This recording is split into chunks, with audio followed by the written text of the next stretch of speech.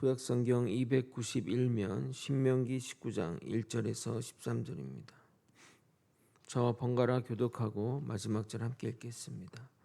내 하나님 여호와께서 이 여러 민족을 멸절하시고 내 하나님 여호와께서 그 땅을 내게 주심으로 내가 그것을 받고 그들의 성읍과 가옥에 거주할 때에 내 하나님 여호와께서 이 여러 민족을 멸절하시고 내 하나님 여호와께서 내 하나님 여호와께서 내게 기업으로 주시는 땅 전체를 세 구역으로 나누어 길을 닫고 모든 살인자를 그 성읍으로 도피하게 하라. 살인자가 그리로 도피하여 살 만한 경우는 이러하니 곧 누구든지 본래 원한이 없이 부지 중에 그의 이웃을 죽인 일 가령 사람이 그 이웃과 함께 벌목하러 삼림에 들어가서 손에 도끼를 들고 벌목하려고 찍을 때에 도끼가 자루에서 빠져 그의 이웃을 맞춰 그를 죽게 함과 같은 것이라. 이런 사람은 그 성읍 중 하나로 도피하여 생명을 보존할 것이니라. 그 사람이 그에게 본래 원한이 없으니 죽이기에 합당하지 아니하나 두렵건대 그 피를 보복하는 자의 마음이 복수심에 불타서 살인자를 뒤쫓는데 그 가는 길이 멀면 그를 따라 잡아 죽일까 하노라. 그러므로 내가 내게 명령하기를 새 성읍을 너를 위하여 구별하라 하노라. 내 하나님 여호와께서 내 조상들에게 맹세하신 대로 내 지경을 넓혀 내 조상들에게 주리라고 말씀하신 땅을 다 내게 주실 때 또 너희가 오늘 내가 너희에게 명하는 이 모든 명령을 지켜 행하여 내 하나님 여호와를 사랑하고 항상 그의 길로 행할 때에는 이 셋 외에 새 성읍을 더하여 내 하나님 여호와께서 내 조상들에게 맹세하신 대로 내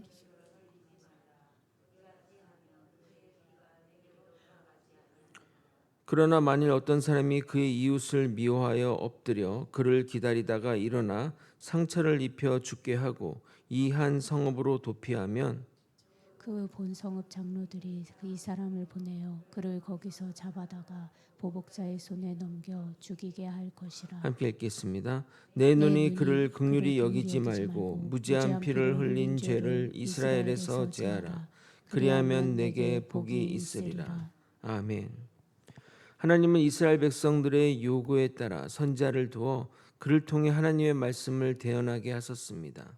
이스라엘 백성들은 선지자를 통한 하나님 말씀에 순종해야 하며 선지자는 하나님의 말이 아닌 자신의 말을 전해서는 안 됩니다.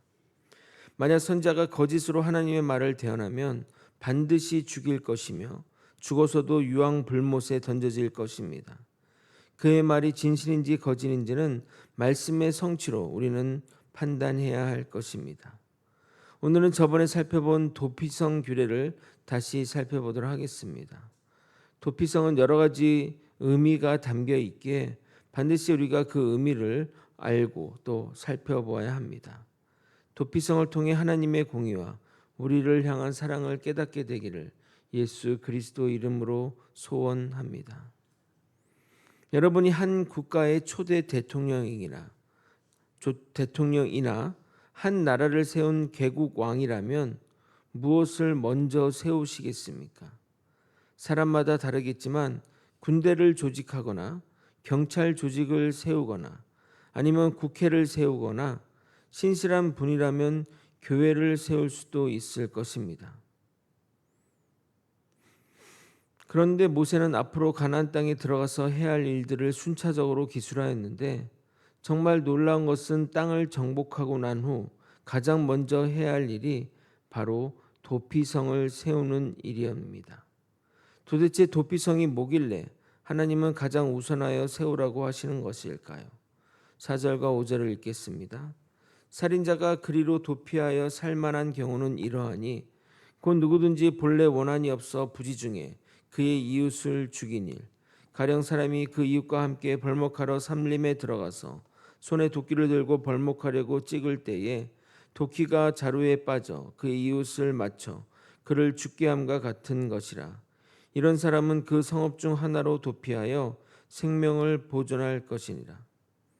도피성 제도는 본문의 말 그대로 의도하지 않은 죽음, 고의가 아닌 과실로 누구를 죽인 자를 복수로부터 보호하는 안전장치입니다.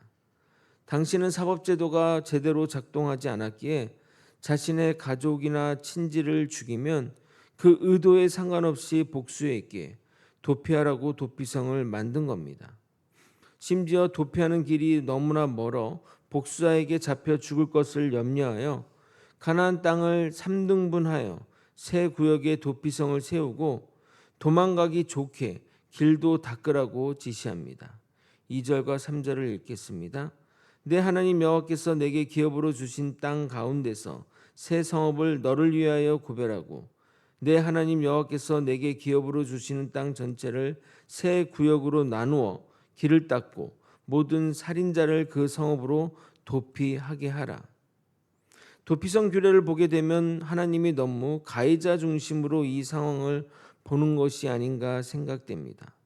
의도가 없다 해도 억울하게 죽은 자는 자신의 가족인데 잘못한 자가 도피할 공간부터 가장 먼저 세운다는 것이 인간 정서상 맞지 않습니다. 그러나 이렇게 도피성을 세우려는 이유가 있기 때문에 우리는 그것을 살펴보아야 합니다. 하나님은 죄의 결과보다 죄를 짓는 의도를 중요하게 여기십니다. 죄로 인해 왜곡된 세상에서는 의롭게 해도 결과가 좋지 않을 수 있고 의도하지 않았어도 결과가 나쁠 수 있습니다. 예를 들어 선을 행하려고 나섰는데 결과가 좋지 않으면 세상은 결과를 놓고 평가하지만 하나님은 그 의도를 중히 여긴다는 겁니다. 구체적인 예를 들어보겠습니다.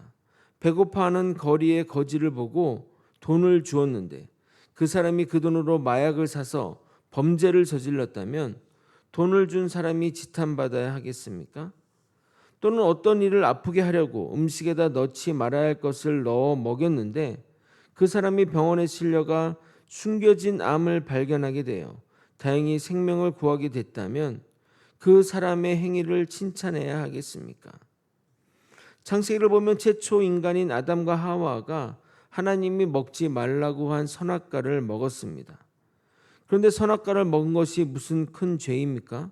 누구를 죽였습니까? 나라를 멸망하게 만들었나요? 사실 그 선악과를 먹었다고 아무 일도 일어나지 않았습니다. 그런데 왜 그것을 죄라고 합니까? 선악과를 먹은 이유가 아담과 하와가 하나님처럼 되려고 했기 때문에 문제가 되는 겁니다. 이처럼 죄는 그 원인이 중요한 것이지 결과는 부차적인 문제입니다. 그러나 우리 사법제도는 과실도 잘못이기에 처벌하지만 성경의 법 정서가 일부 반영되어 과실과 의도한 살인과는 처벌의 차별을 두고 있습니다. 그래서 다시 본문을 보게 되면 의도하지 않은 잘못은 일단 도피성으로 피할 기회를 주고 의도한 죄는 단호히 처벌하고 있습니다. 11절 12절을 여러분이 한번 읽어보도록 하겠습니다. 함께 읽겠습니다. 시작. 그러나 엎드려 그를 기다리다가 일어나 상처를 입혀 죽게 하고 이 한 성읍으로 도피하면 그 본 성읍 장로들이 사람을 보내어 그를 거기서 잡아다가 보복자의 손에 넘겨 죽이게 할 것이라. 그래서 이 도피성 제도는 하나님의 공의와 자비를 동시에 보여주는 제도입니다. 죄에 대해서는 단호히 처벌하고 실수한 자에 대해서는 보호하는 것이 도피성에 담긴 의미입니다. 그런데 아직 해결되지 않은 문제가 있습니다. 그것을 왜 도피성을 왜 가장 먼저 세우냐 하는 이 문제입니다. 하나님의 공의와 자비가 중요한 것은 아닌데 가장 먼저 세울 필요가 있을까 하는 문제입니다. 그래서 이 도피성 제도를 영적으로 살펴볼 필요가 있는 겁니다. 도피성은 예수 그리스도를 상징하는 대표적인 상징물입니다. 히브리서 6장 18절에 이렇게 말합니다. 이는 하나님이 거짓말을 하실 수 없는 이 두 가지 변하지 못한 사실로 말미암아 앞에 있는 소망을 얻으려고 피난처를 찾는 우리에게 큰 안위를 받게 하려 하심이라. 여기서 피난처는 도피성이신 예수님을 의미합니다. 죄인은 자신을 죽일 수 있는 공의의 심판을 피해 그리스도 안으로 도망치게 됩니다. 그러면 예수님은 우리를 정죄하지 않고 받아주시며 우리를 보호하고 의롭다 하시는 도피성이 되십니다. 이 도피성은 레이지파가 관리하며 모든 이들이 잘 접근할 수 있도록 새 성읍에 나누어 있으며 길도 잘 정비되어 누구나 그곳으로 도망갈 수 있습니다. 이것은 모든 자에게 열려있는 예수님의 은혜를 나타내는 것입니다. 이후 도피성은 확대되어 6개의 성읍에 골고루 배치되게 됩니다. 모든 사람들이 그곳에 피할 수 있는 기회를 주시기 위해서인 것입니다. 이 우발적 살인자는 대제사장이 죽을 때까지 도피성에서 안전을 보장받습니다. 민수기 35장 28절입니다. 이는 살인자가 대제사장이 죽기까지 그 도피성에 머물러야 할 것임이라. 대제사장이 죽은 후에는 그 살인자가 자기 소유의 땅으로 돌아갈 수 있느니라. 그러나 우리의 영원한 대제사장이신 예수님은 우리와 영원히 함께 하시기에 우리에게 영원한 안전과 자유를 보장하십니다. 말씀을 정리하겠습니다. 하나님은 땅이 정복되자마자 도피성을 세우고 도피성 규례를 지키라고 명령하십니다. 이렇게 하시는 이유는 하나님의 공의와 자비의 질서를 바로 세우길 원해서입니다. 이 도피성은 영적 의미가 있습니다. 왜냐하면 단순히 제도적으로 필요해서 만든 장치라면 그렇게 일찍 만들 필요가 없기 때문입니다. 도피성을 통해 하나님이 말씀하시고자 하는 영적 의미가 있기에 가장 우선하여 만들라고 지시한 겁니다. 그래서 이스라엘 백성들은 이 도피성을 볼 때마다 그리스도를 통한 구원의 예표를 볼 줄 알아야 하는 것입니다. 도피성을 통해 무죄한 자의 죽음을 피하고 누구든지 언제든지 어떤 죄라 할지라도 도피성이 되신 그리스도께로 피하면 살 수 있음을 보여주신 것입니다. 그러므로 우리는 사는 날 동안에 도피성이신 예수께로 나아가 주님이 주시는 평안과 안전함을 받아 누리는 저와 여러분이 되시길 예수 그리스도 이름으로 축원드립니다. 아멘. 기도하시겠습니다.